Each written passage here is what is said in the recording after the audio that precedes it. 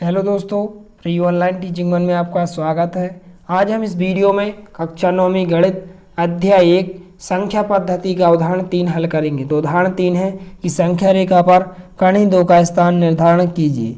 तो इस क्वेश्चन को हल करने से पहले आपको निम्न चीज़ों की आवश्यकता होती है, जैसे इसमें आपको एक स्केल की आवश्यकता होती है और इसमें आपको परकाल और पेंसिल या पेंसिल की जगह आप पेन का यूज भी कर सकते हैं। तो आइए इस क्वेश्चन को हम हल करते हैं। तो हमें क्वेश्चन में दिया गया है कि संख्या रेखा पर कर्ण 2 का स्थान निर्धारण करना है।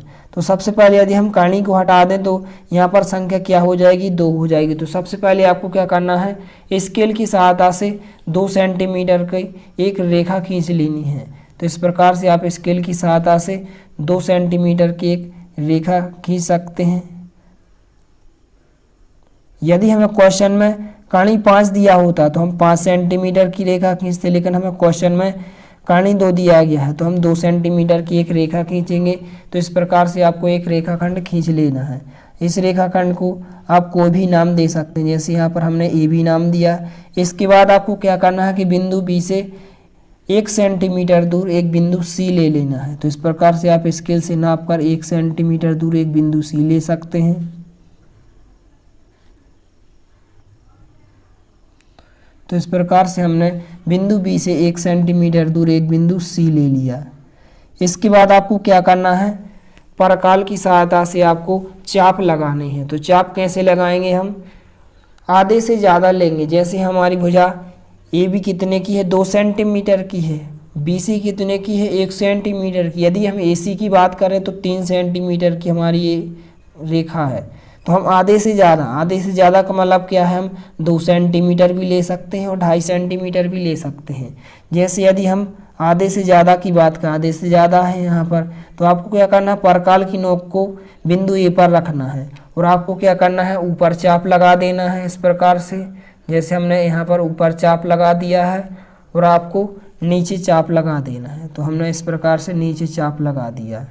इसी प्रकार से आपको परकाल को बिना डिस्टर्ब किए बिंदु सी पर रखना है और ऊपर चाप लगा देना है और नीचे चाप लगा देना है।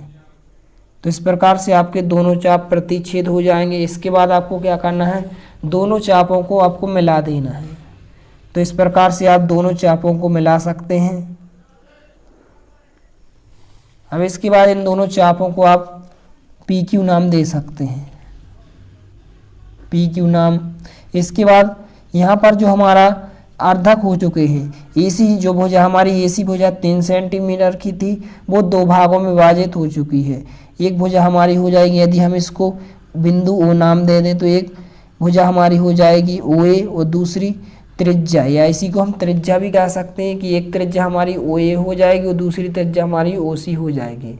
इसके बाद आपको क्या करना है, ओ ए त्रिज्या या ओ सी त्रिज्या लेकर आपको एक अर्धवृत्त बनाना है। जैसे यदि हम ओ ए त्रिज्या लें तो इस प्रकार से आपको ओ ए त्रिज्या को नाप लेना है। जैसे यदि हम परकाल की नोक को बिंदु ओ पर रखेंगे और पेन की नोक को हम रखेंगे बिंदु ए पर, तो परकाल की सहायता से आपको क्या बना लेना है, एक आपको अर्धवृत्त बना लेना है। तो इस प्रकार से आप परकाल की सहायता से एक अर्धवृत्त बना सकते हैं। जैसे यहाँ पर हमने इस प्रकार से बनाया। तो इस प्रकार से आप अर्धवृत्त बना सकते हैं। इसके बाद आपको क्या करना है, बिंदु बी से एक बीडी रेखा खींचनी है। तो इस प्रकार से हमने बिंदु बी से ऊपर की ओर एक बीडी रेखा खींची। जो हमारी बीडी रेखा हो जाएगी यही कर्ण 2 हो जाएगी। तो इस प्रकार से आप कोई भी क्वेश्चन आ जाए इस प्रकार का, आप इस प्रकार से बना सकते हैं। अब इसके बाद हम इसकी रचना के पद लिखेंगे। तो आइए इस क्वेश्चन के हम रचना के पद लिखेंगे। तो यहाँ पर हम सबसे पहले हेडिंग डालेंगे रचना के पद। तो रचना के पद में सर्वप्रथम हमने सबसे पहले क्या किया था कि ए बी बराबर क्या खींची थी, 2 सेंटीमीटर की एक रेखा खींची थी। ए से लगाकर बी तक कितने सेंटीमीटर की रेखा खींची, 2 सेंटीमीटर की। तो यहाँ पर हम लिखेंगे सर्वप्रथम ए बी बराबर 2 सेंटीमीटर का एक रेखाखंड खींचा, एक रेखाखंड खींचा।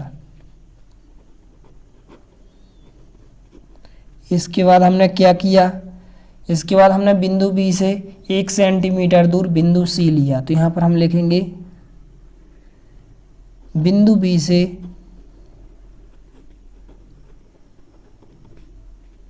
1 सेंटीमीटर दूर, 1 सेंटीमीटर दूर बिंदु सी लिया। तो हमारा दूसरा हो जाएगा। इसके बाद तीसरा पॉइंट हो जाएगा जो, इसके बाद हमने क्या किया कि AC जो हमारी AC हो जाती है, इसका हमने क्या खींचा, अर्धक खींचा, या इसी को हम बोल सकते हैं लंबार्धक। लंबार्धक तो हमने क्या किया, अर्धक खींचा। तो अर्धक का मतलब यहाँ पर क्या है, जो हमारी AC हो जाती इसके दो भाग हो चुके हैं। एक भाग हो चुका है OA और दूसरा भाग OC। तो यहाँ पर हम लिखेंगे AC का अर्धक, AC का अर्धक हमने क्या खींचा, PQ खींचा। AC का अर्धक PQ खींचा।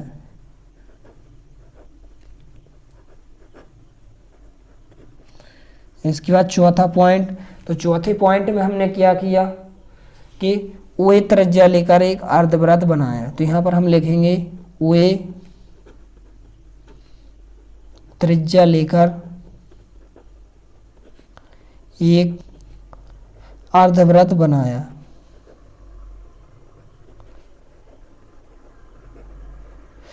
इसके बाद पांचवा पॉइंट, तो पांचवें पॉइंट में हमने क्या कि बिंदु बी से ऊपर की ओर BD एक रेखा खींची। तो यहाँ पर हम लिखेंगे बिंदु बी से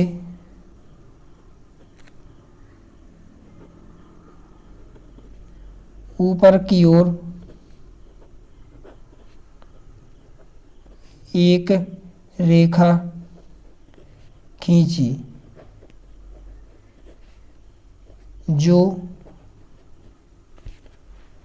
अर्धवृत्त पर, ये हमारा क्या है, अर्धवृत्त है। तो अर्धवृत्त पर, जो अर्धवृत्त को बिंदु D पर काटती है, बिंदु D पर काटती है या प्रतिच्छेद करती है। इसलिए यहाँ पर हमारा क्या प्राप्त हो जाएगा कि BD बराबर कणी 2। इस प्रकार से हमारा इस प्रश्न का हल हो जाएगा।